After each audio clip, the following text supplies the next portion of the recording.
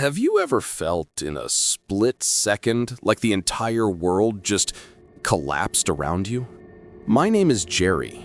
Last Friday, I was hiking through the Blackwood Forest, a notoriously dense area up in British Columbia. I was looking for a secluded waterfall, marked on an old topo map as Whisper Falls, the perfect spot for testing my new camera gear. I was totally prepared. Satellite GPS, compass, first aid kit. But the moment I stepped over a massive fallen log, everything started to go wrong. My phone died, zero signal, and my GPS abruptly switched to a black screen, like someone had pulled the plug on the power grid. I turned back to look for the trail. It was gone.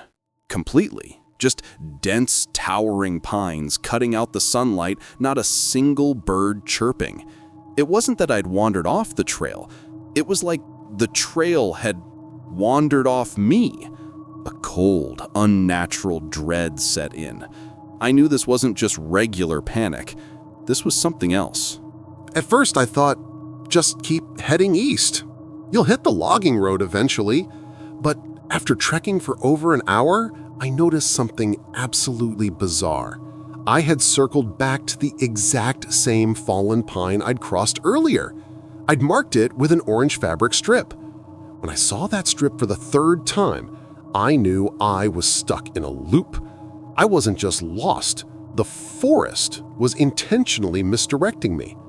Then it started. I heard a sound. Not the wind. It sounded like a weak, muffled sob coming from somewhere deep under the ground, underneath the thick, rotting layer of moss. I stopped, holding my breath. The cry lasted about 5 seconds, then vanished. I scraped away the thick moss with my boot. Nothing, just dirt and roots. But as I moved on, the crying reappeared, this time behind me. It wasn't moving with me, it was encircling me.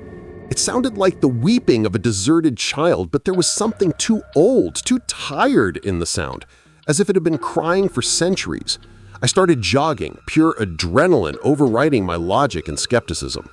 After running for maybe 10 minutes, I stopped. My biggest realization wasn't that I was lost, but that time wasn't moving normally anymore.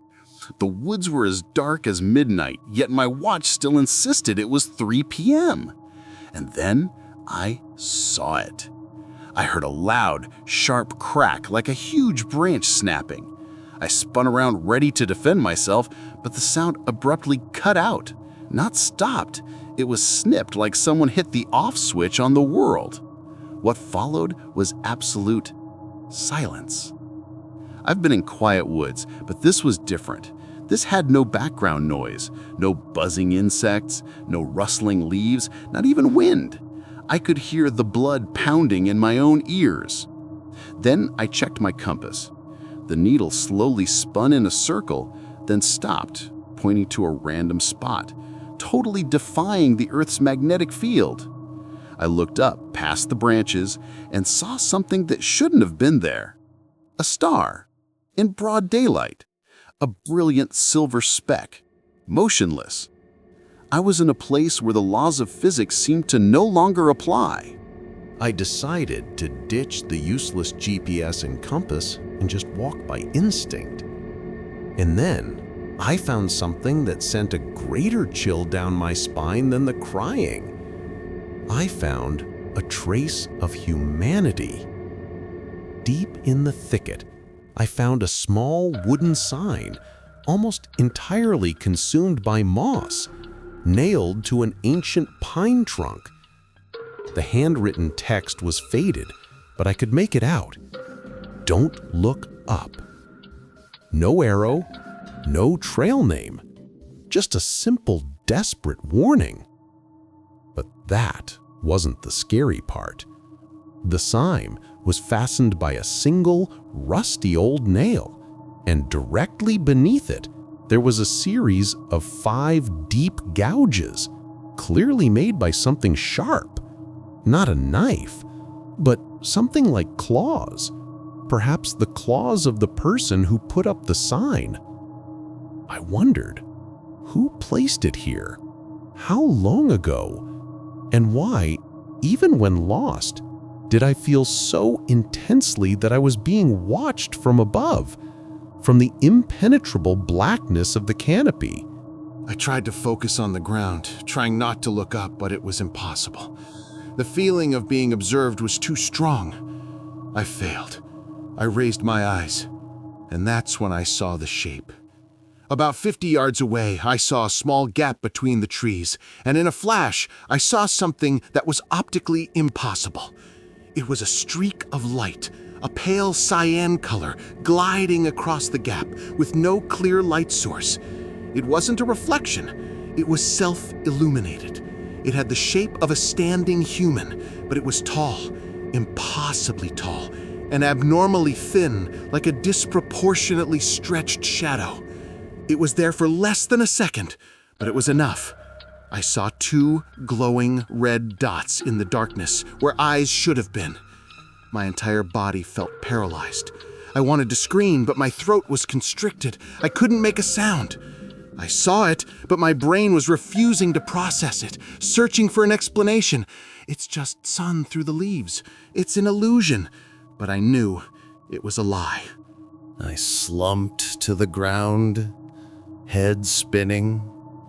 I was lost. The only thing I could trust was the camera slung round my neck. I hit the record button just to document the evidence, and that's when the countdown began. It wasn't a shout, but a whisper, right into my ear, even though no one was near. 7. The voice was ancient, brittle, like dry leaves. 6. I backed away, hitting a tree trunk. I could smell something, the odor of cold metal and old earth. 5. I closed my eyes, praying. 4. I heard a soft crackling sound, like someone stepping on dry leaves, but the sound came from all 4 directions. No escape, no place to hide. I don't know what it was. A curse? An entity? Or just the final descent into my own madness? I felt something touch the back of my neck. Cold, solid, and very, very long. 3. The count stopped. I thought that was it. I was ready to accept my fate. But then, abruptly, the cold sensation vanished. Sunlight, faint but real, streamed through the branches. I heard birds chirping, the wind rustling. The crying, the silence, the light streak, it was all gone. The forest suddenly became normal. I stood up, turned around, and there, unmistakable, was the trail. It was back. I ran, without looking back, until I hit the highway. When I got home, I immediately checked the video footage. There was no count on the tape, just my heavy breathing. But I did find one thing.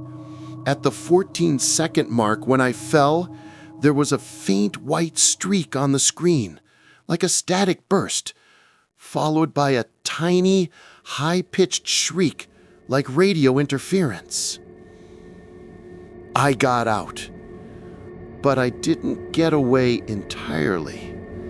Sometimes, when I'm alone in a room, I hear a very subtle whisper, like a breath, right behind my shoulder. 2.